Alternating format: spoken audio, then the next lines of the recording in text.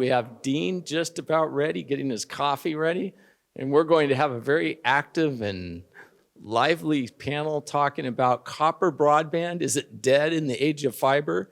And how can technology solutions allow a multi-gigabit broadband marriage of fiber and copper broadband? Wow. Dean, take it from here. Thank you. I was very surprised when I got asked to moderate a panel session on copper. I'm primarily a wireless analyst, and I do some stuff on fiber as well. So when I got a request to, can I moderate a panel on is copper broadband dead? That was a bit of a surprise to me, especially because it involved a discussion about a whole set of standards that I'd never heard of before. Apologies if some of my questions today are slightly basic, but I found the whole morning so far is very educational. So I now know an awful lot more than I did 3 hours ago, and hopefully in 45 minutes I'll know even more about the variations of ways of delivering broadband over coaxial, power line, twisted pair, and so on. So we've got a lineup of 4 panelists. 2 you've already heard from this morning. So you're familiar, hopefully, with Paul and Helga, assuming you're in this room rather than next door. And we have 2 additions. And so what I'll do is, just in case there were people here who weren't here earlier, I will ask Paul and Helga to just sort of say like 10 seconds each on who they are and what they do. But then I'll ask Livia and Marcos to give a bit more of an introduction to what they do and what their organizations do.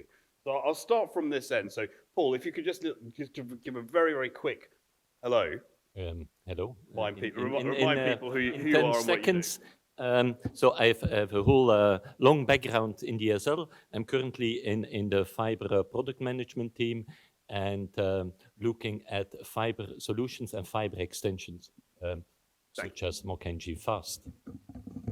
And my name is Helge Tiainen. I'm a business development manager at Incoax. Incoax is a Swedish company, been in this field of reusing the buildings, coax networks for high speed. I've been in this for 14 years, and I'm also in a number of editor roles here in BBF. One which is of interest for you, which is fixed wireless access extension, where we use copper. Excellent, thank you. Livia. Thank you, sir. I am a low-frequency voice person. It's helped really. Mics really helps. Many thanks, Dean, for welcoming us here. Many thanks, everyone, for joining the panel discussion. Much appreciated. Many of you know me. I have several hats in the industry. I do represent today, for the sake of the roundtable, the Home Grid Forum community, the GHN Alliance. I have been supporting service providers' deployments over many years, too many, maybe, in different countries, different topologies, globally, US, Asia, Europe, of course, and have been a great advocate for the combination of the beauty of the different technologies, segmenting the networks in a way that does help acceleration of the rollouts rather than competing technologies. So great advocate of that.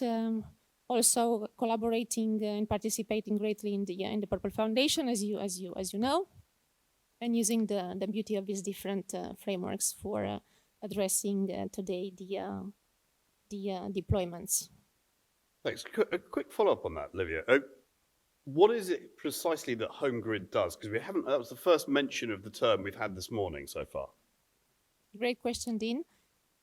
Home Grid Forum is, to put it short, the GHN Technology Alliance of service providers, SoC vendors, system vendors, ODMs, OEMs, and all that do participate on building the rollouts on the foundation of the ITU-T GHN standard that is very nicely presented on the ITU-T side, all the progress.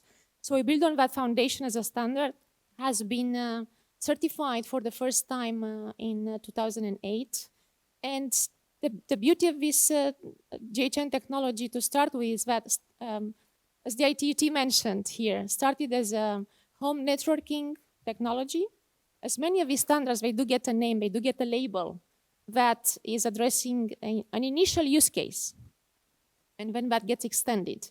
So the GHN technology started with the power line and the home networking. When it got extended to the fiber extension use cases, FTTP, coax, phone line, used on as a backhaul for Wi-Fi, backhaul for Li-Fi, frequency spectrum, light spectrum. So combining all this, and of course, because of that, ultimately also supporting smart grid use cases, low voltage and medium voltage for electric utilities. So at the end, not just serving the internet service providers rollouts, but also the energy service providers rollouts. Interesting puzzle of the use cases. Thank you very much. And finally, Marcos from MoCA. Obviously, this is the MoCA Roundtable. So if you'd like to introduce yourself, what your organization does, and where you fit in with all of what we've heard this morning.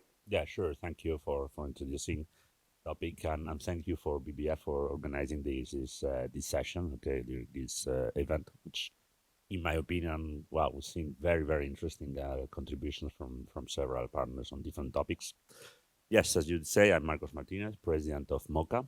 MoCA is a well-established brand. Okay, we are an industrial organization or industrial alliance that has been around for more than 20 years. I don't know exactly the time, okay, even before I knew about MoCA. And MoCA is an organization that the primary target when it was created was really to address the case of interconnecting set-top boxes in the houses. Okay, so there was the initial IPTV rollouts. Okay, so they say, okay, let's use the coaxial network in order to provide connectivity to the different fixed entities that are in the house. That was more than 20 years ago. In the meantime, the organization has changed, okay? And it is true that we've spent the last years also to understand what is the new landscape on what are the new needs in the home networking, and to see how this technology, okay, can be updated in order to address these new challenges. One of the new challenges that we are addressing, and that is how do we convert the strengths and the great features that MoCA has in order to solve the problems in other applications like the fiber extension. Okay, and that's where we are, and I think that's a general point from all the organizations. Okay, that we are trying, or we see less and less difference between what it is home networking and access networking. Okay, so we are moving slowly towards the access. MoCA is in there. We are presented. Well, there has been several presentations about the use of MoCA access technology. We have also MoCA mesh technology. Okay, for the peering home, for mainly Wi-Fi backhauling, but for the access, the fiber extension, fixed wireless extension, we use MoCA access. So when you say fiber extension, that's for the essentially taking the existing footprint of a fiber network owner into places where they either can't or it's not possible to sort of install fiber to the endpoint. Well, we've seen examples, isn't it, during the last 2 days? Okay, and it's worth to mention some of the presentations that were done yesterday when you compute or you calculate the fiber rollout, you count the fiber to the building, okay, for instance. Okay, so we are trying to address all these cases, okay, the cases where you have fiber to the building and then you need to extend that, okay, or because you already decide that you will do a fiber to the building.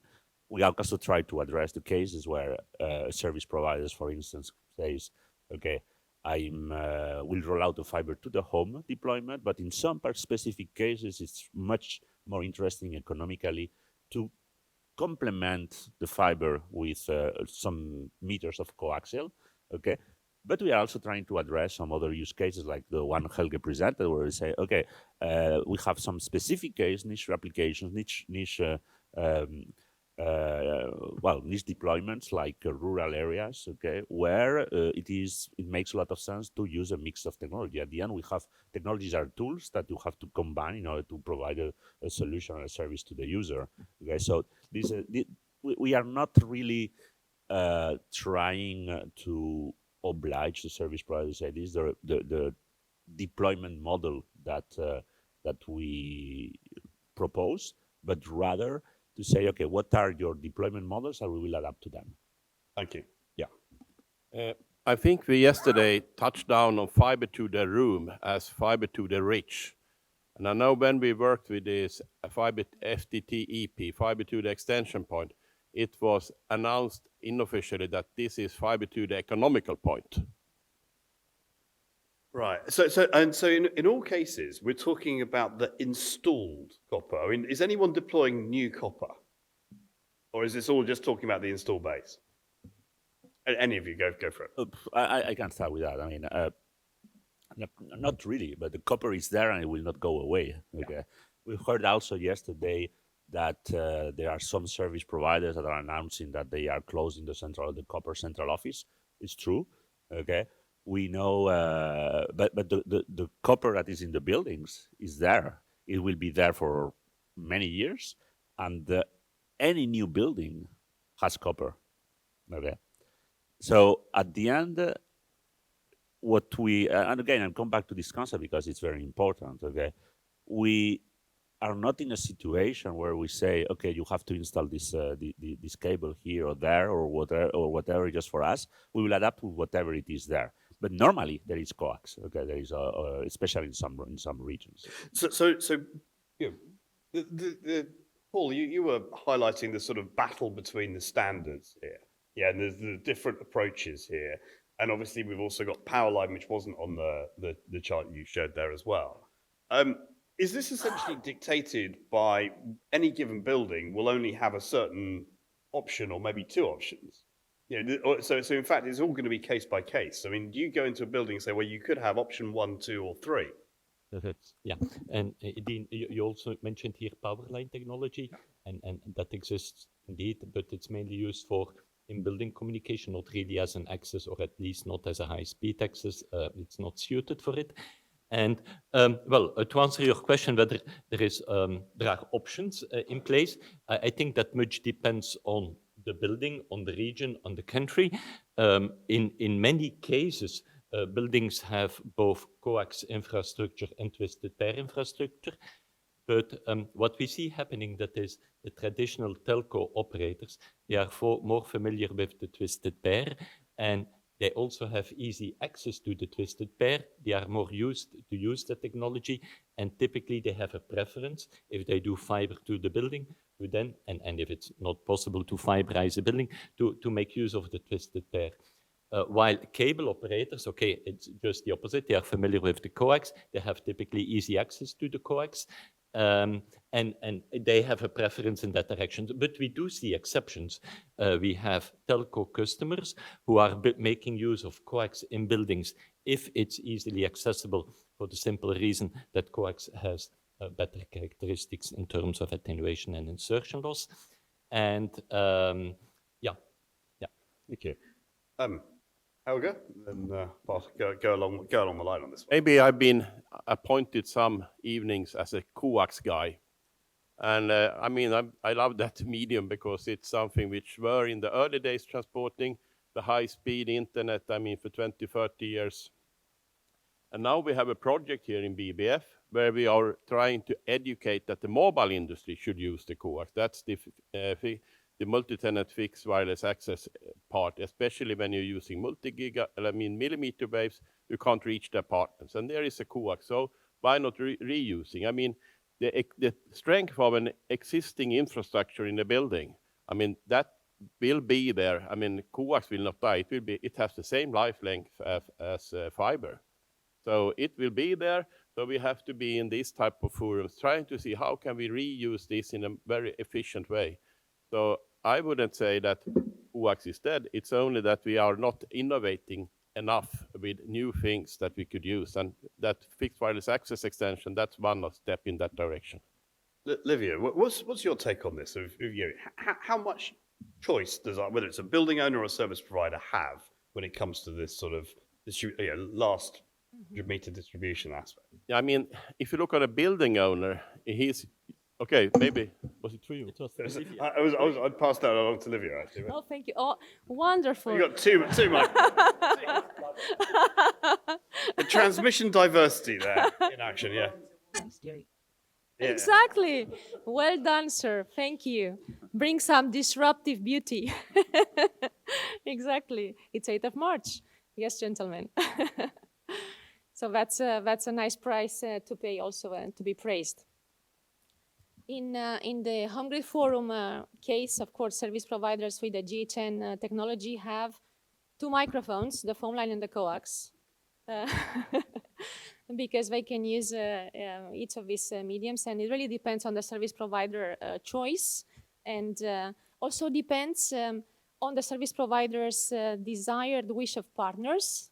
So the system vendors here in the room, they know that if they are on the authorized list of partners for the service providers, it's easier to get their equipment deployed. If they are not, it's more time taking to get the validation of the devices. So that's also important. And who owns the equipment and who owns the network itself. Then, of course, each of the country has more either coax or phone line in infrastructure in place, and that can be influencing already. So you see, of course, in some countries in Europe, coax is more prevalent, and then in some others, phone line. Same you see in US and then in Asia. But the service provider ultimately is looking at what they have at their fingertips, and then looking at the throughput, and then something that is not mentioned, but it's the reliability and the quality of service. They kept saying about that. But now I'd like to shift the paradigm, and we should all talk about the quality of experience, and has been mentioned here by many speakers, because you are going to look at the throughput and measure that with the speed test only if you are frustrated as a user. Otherwise, you never use it. And it's the quality of experience at the end. The user is not looking at if it's a phone line or coax, if it's a Wi-Fi, if it's properly managed technology. And of course, GHN has the beauty of cover all of us as a backhaul. But again, I will urge the collaboration and looking at what exactly is the need of each service in order to be properly deployed. And may I keep the two mics? Yeah. I love that. Yeah, this one as well. I've got a third, but yeah, I'm loud enough. Marcos, yeah, what's your? Are you presumably you're targeting the markets with lots of coax in buildings? Which are those? Where is the coax today? Well, the coax is everywhere, isn't it? I mean, you can find it everywhere. It's true that there are some regions where the use of coax in the access has been there for many years. Okay, so I mean, it's obvious the presentation that we've seen. Okay, it's relatively easy to see where these kind of technologies can be used. MDUs, yeah, sure. I mean, that's something, but there are many types of MDUs. Helge presented examples of MDUs in rural areas where it is economically makes a lot of sense to do that. We were discussing even during the coffee break with some of the people saying, okay, maybe in some urban areas in the States where it is also the perfect fit for use that, or for this, and there is coaxial. But there are other places. I mean, you know that there are in Europe. There is also a lot of cable installed because of the use of other access technologies like DOCSIS, for instance. So the evolution of these kind of installations can also go towards the use of the MoCA as an extension of fiber. We were hearing a presentation yesterday also from people saying that in DOCSIS installation, the trend is to have more and more fiber, okay, and to go to higher speeds in the very last meter. That's exactly the same use case that we are investigating within MoCA and that we are demonstrating. We've also briefly mentioned evolutions of the technology. So answering your question, I think it's a little bit everywhere, but I want to stress that point that I made before. Okay, so we are a very adaptive technology. Okay, and as a very adaptive technology, we will try to address any use case where we find coax. Okay, and sometimes you find coax in places that you don't think. We have also mentioned hospitalities, for instance, hotels. You have the TV coax that will stay there. Okay, so that's the perfect place to use that. So at the end is, well, you take what you have, okay, what you find, okay, and you try to adapt the technology in order to address these use cases. Okay, so I mean, does that mean though that there need to be sort of site surveys and tests? You know, it's like, well, what coax do we have in this building? Is it any good, or do you just assume it works? Yeah, Helge, go on, please. How many of you have a TV set? Hands up. How many of you have a TV set? In principle, all. You have coax. Let's say it this way. I mean, and I completely support with what Helge says. I mean, everybody has a TV, everybody has a coax. It will be forever, and the point is that the entry point to the building may be different. Okay, you can have fiber, you can have fixed wireless access perfectly. You can enter from the roof or from the bottom. Okay, but at the end, the cabling installation is always there. And if I may, okay, I support ideas that coax is quite universal. Twisted pair is everywhere. I think unless you have a very recent house or a very recent building where you could have maybe directly connect to the fiber, that would be the obvious thing to do. But I think all people have a fiber at home or in the building, a twisted pair at home or in the building. So this is always an option. One of the things that I track when I look at the fiber marketplace is the rise of open access and wholesale fiber. You know, where you've got the fiber operator and then multiple retail ISPs using that infrastructure. Do all of these solutions support that sort of the multi-tenancy in terms of retail ISPs, or is it complicated because each ISP needs to have a different CPE or the same CPE, that they may not be used to? If you, I would say in the UK, you've got, say, Sky, which comes with a certain content bundle. Yeah, and I wouldn't know if I had an MDU, if I lived in an MDU with one of these solutions, would Sky be able to service all of those apartments inside it? Or is it more like the cable model, which is, cable operators generally don't do wholesale? Helge. I'm from Sweden, and Sweden is well known for their open networks. And it's built on, it's not PON, it's active Ethernet, and you're using the double tags to address the service. So in principle, the systems we have built has always been in mind of that they need to be an open. You have a communication provider who builds the network, and then you have the service providers, and customer must be able to select.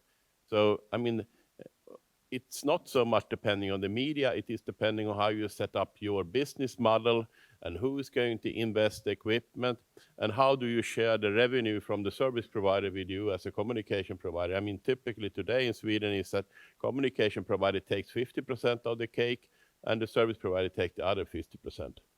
And then the service provider is only taking care of all the customer calls and problems and addressing them to the communication provider who really checks through and handle that.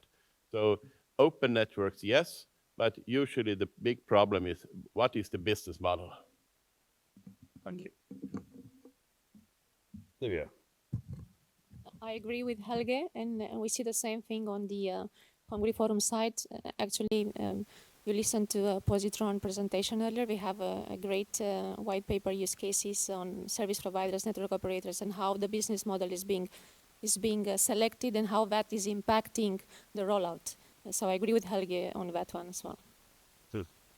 Oh. And as I mentioned, we see both GFast and MoCA as fiber extension solutions. And just as with pure fiber deployment, an operator can decide to open up its network, its access infrastructure to other service providers. You can do the same if you extend your fiber with GFast or MoCA, and you can do that by using bitstream access or using slicing. I think both are possible. You will have very similar discussions with respect to the equipment at the end user. Is the operator offering, do you have a two-box model for fiber, for instance, where the access infrastructure provider is providing the ONT and leaves the choice of the residential gateway to service providers, or do you go for a single box? I think that's quite similar with what you could do with Because Marcus, I'm going to come to you in a sec. Because I think this is going to be an important issue, certainly in parts of the world with quite strong competition rules. Is in theory, if you live in an MDU, you should have the same competitive choices as if you live in an SFU. Yeah, and I think that regulators and policymakers are probably going to sort of take a look at that in some markets over time. Marcos. I was going to say that here the trick, and I fully agree with you. I mean, at the end, we cannot avoid the rules of the market, okay? And the market goes into to the direction if you are not offering something that can be flexible enough, okay? And you will not be part of the solution. So I think the trick here is that the extension technologies that are deployed in order to extend broadband access, either fixed wireless access or fiber, as I say, has to be transparent, okay, for the user, and for the user and for the service provider. That means that, I'm just exaggerating a little bit, but it has to be seen as a cable, okay, as a pure Ethernet. So at the end, the service provider should not consider that extension as another technology, okay? It should be seen as just the same technology that is using for the access. So the tools, the management tools have to be the same. The way that you prepare network APIs, which is something that is really in the air right now, the way that you configure the quality of service, everything has to be exactly the same. So at the end, what you will have, what you will face towards the user will be an Ethernet connection, okay? What is behind that Ethernet connection has to be completely transparent for the service provider and for the user. We are trying to do that, and there are several works going on in BBF, for instance, in order to create the right data models, the right management procedures for doing that. But that's the trick, okay? And if you achieve that, then, I mean, there will be zero difference between an FTTH deployment and an FTTB deployment plus a fiber extension. If you achieve that, you can move from one operator to another very easily. Okay? So who owns the fiber extension of whatever type? Yeah, is it the building owner? Is it the network operator? Where's the demarcation point? And what happens if something goes wrong on the building side of that? This is, I mean, the typical question we always get. It's depending on the country, how the regulations and the laws are. I mean, if you look on the MDU building in Europe, you have, I mean, not only the coax network, the phone lines, there is also water ducts, there are electrical wires, and typically I would say it is the building owner who owns that. So if you're going to deploy a fiber into a building, then the question will be, can the building owner pay that fiber deployment? And usually they say, it's not my business, but he will own that. Then, of course, there is a lot of variations. I mean, when the cable industry built their coax networks, I mean, the cable TV networks, then they had long exclusive rights. I mean, they were maybe 30 years. Most of these exclusive rights has fallen now. So now the regulators, at least in Europe, are controlling that there is not the possibility for a cable operator to exclude somebody from this type of, as a new type of services. And there has been two laws which has been I was part in the first project of that when the new Electronic Act came, I think it's 2015 or something like that, that there should be an opportunity for other providers to use this infrastructure by that and if it's something which the operator has been paid off already, then the cost shouldn't be anything, or it should be something. But if you can't agree, then it goes to the regulator and to decide. I mean, there has been, for certain of these, twisted pair maybe it's a little bit different situation. I'm not expert on that, but coax, it's principally, at least in Europe, there is an opportunity to use those, excluding, of course, if there is an exclusive agreement. In US, it's regulated by FCC. So there you have the home run, you have the home network, and it's very well regulated that anyone else can use that, but you have to follow certain cancellation rules when you do that. Okay. And usually it says that cable operator should take away the cable, but nobody goes there and take away the cable because maybe next day the customer comes back. Yeah. Oh. I think we need to make a distinction between who owns the infrastructure, the twisted pair or the coax, and who owns the equipment for G-Fast or for MoCA. The experience we have with G.hn, it's very clear that it's the access provider who is typically deploying the DPU inside the building and the G-Fast CPEs, and thus who owns the DPU, while the twisted pair can be owned by the building owner. So yeah, I think we need to make that distinction. Hey, Livia.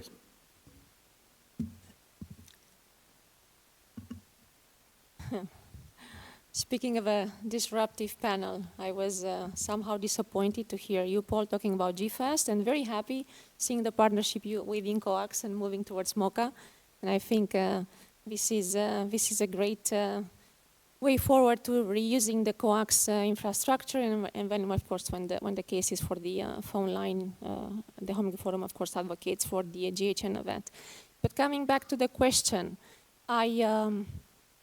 I have been relocating 22 times in 6 countries, and my own experience as a user has always been, wherever I relocate, I look for the highest throughput, best quality of experience, and I do ask the service provider and the building owner or the homeowner, if I rent that, to actually provide the highest quality of experience connectivity-wise. And it's always the same question, and as Helge explained very well, it really depends on a case-by-case basis, varies from country to country.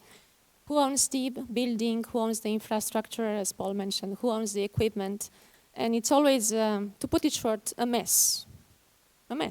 And who pays for that in terms of frustration and delays in connectivity is the user itself, all of us here, because we never know what's the best approach. And every time you change your home location, it's the same story, and you call service providers, I want, of course, you might start saying, I want the fiber to my home directly, FTTH. And that's the vision, and everyone wants that, and we do support that as a vision because we are experts of the industry. But in many of the cases, this is not possible. Service providers that are members of the Home Grid Forum, they recognized that between 10% and 20% in each of the country, this is not possible and will never be possible because of whatever reason, which were greatly explained by the speakers here, Paul, Helge, Pierre, and Les. So when this is not the case, then they need to look for alternatives. In many cases, service providers they are not fast in recognizing this is not possible. They do not provide the information to the end user. So we here as Home Grid Forum, MoCA Alliance, supported by TUT and with the great support from Broadband Forum that we all appreciate, and collaborating for the certification efforts as well, we want to support service providers and explaining to them that they need to rely on what they have to make it faster, like so many years wasted of connectivity not being accomplished to the level of perfection that could have been properly offered by all this wide range of technologies. And it's not about comparing them anymore. I would say don't waste your time to compare technologies. You have all of them at your fingertips. It's just a matter, of course, I'm talking with the service providers now. It's just a matter of using what you have, what is best in your own location, your own country, infrastructure-wise, business model-wise, and then rely on that to accelerate the deployment. Thank you. Marcos. Yeah. Just to conclude a little bit on your question on who owns the infrastructure. I think it's a very important topic, and there are 1,000 answers. Okay, but one thing, and everybody, as Helge said, everybody asks the same question, but I don't understand why. Okay? Because that's not a real. I mean, there is no real difference or fundamental difference from what has been done in the last 30 years. I'll give you a scenario for why people might care who owns it, because I've heard this morning quite a lot of people talk about converging the in-building wiring, for want of a better term, with Wi-Fi. And having coordination for the Wi-Fi in different apartments, even different rooms in the apartments mesh. If there's a box with active electronics in the basement that the property company owns, which has my personal data on where I am, which room I'm in, which Wi-Fi access points I'm using, what devices I'm using, and what services, then there's a big security and privacy issue. I sort of am more likely to trust a big tier one service provider if it's their box. But if it's a property company that's put it in a cupboard with a simple lock, no. No, I agree. I mean, I was going to say there are challenges, and nowadays there are more challenges than in the past. Okay, the security and privacy, especially here in Europe, it's something that is very sensitive. I agree. What I was meaning is that, I mean, when DOCSIS was deployed, these questions were there. When DSL was deployed, these questions were there. Okay, because they were both all these technologies were already using some shared infrastructure, and every country solve it in a different way, but they solve it.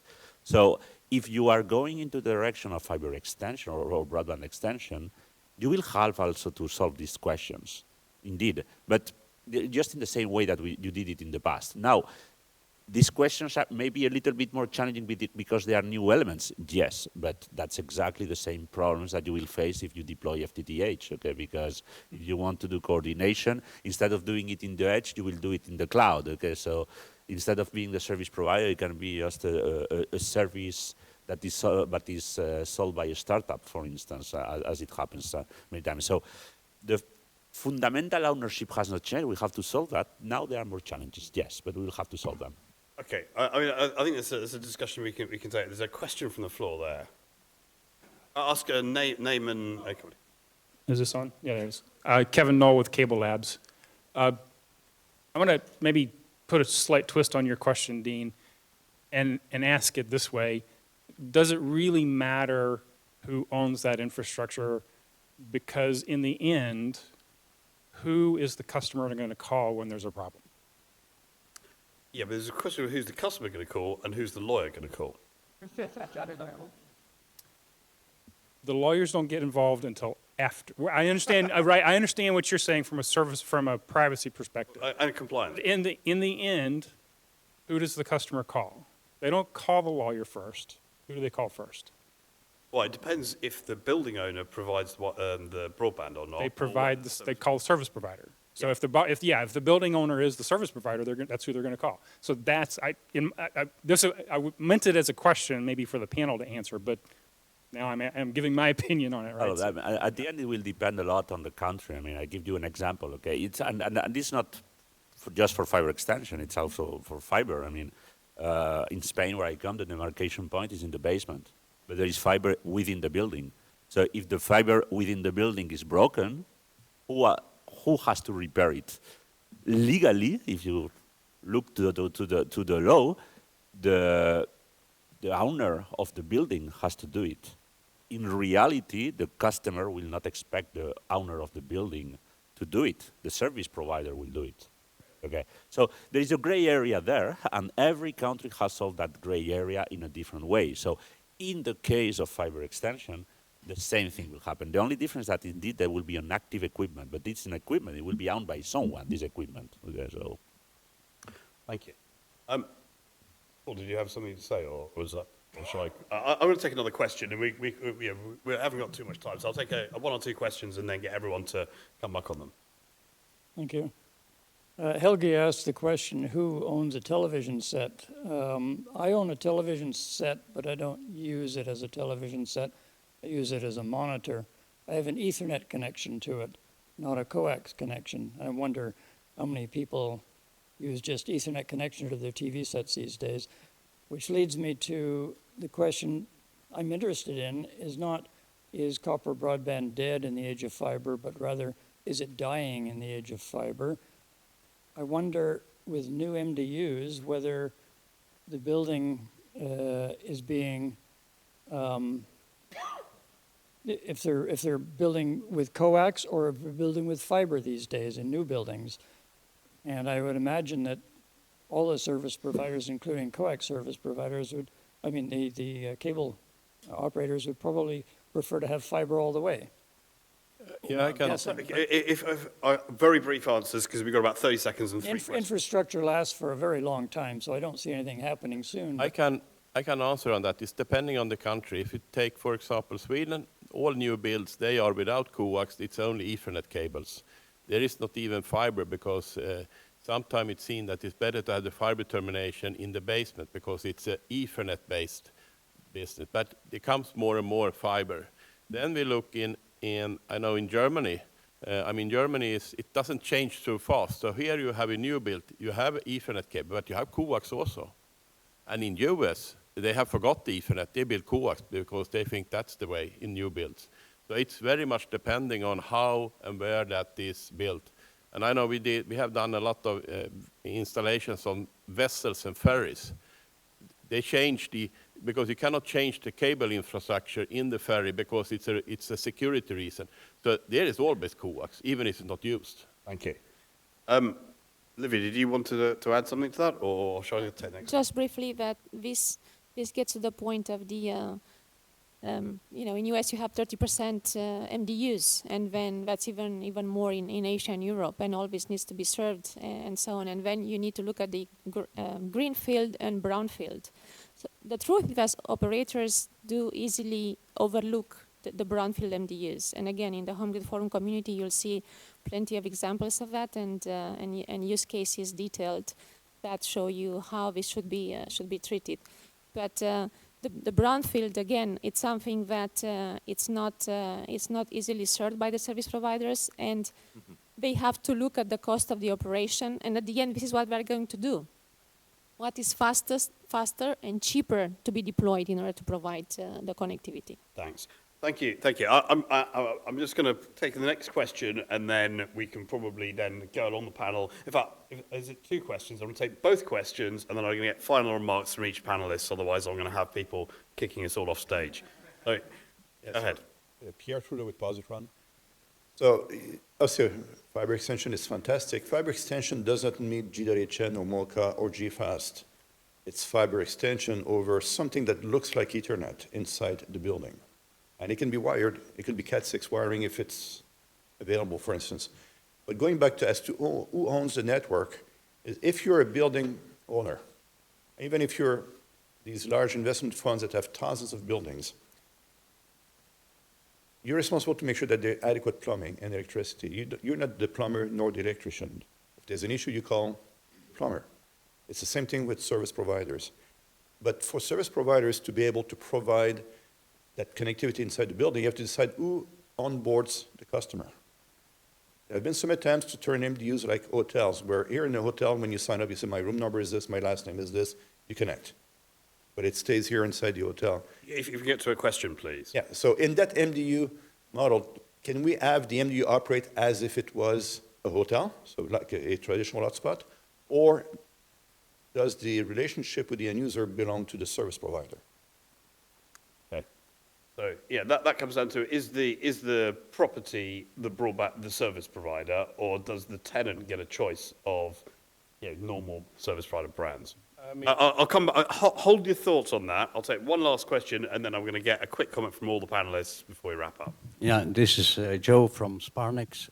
The way how we look at this is we split up in access network and distribution network. What you're talking about is about distribution, because the access is already in front of the door with the fiber. The fact that you come with fiber, you push then everybody in that building to do something to connect to the fiber.